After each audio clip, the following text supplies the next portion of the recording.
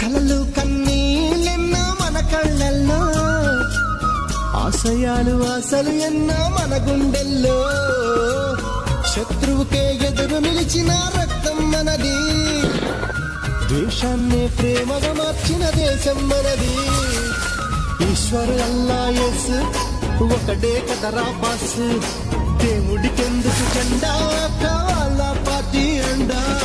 మాతృభూమిలో మంటలు రేపే మాయగాడి కనికట్టు, అన్నదమ్ములకు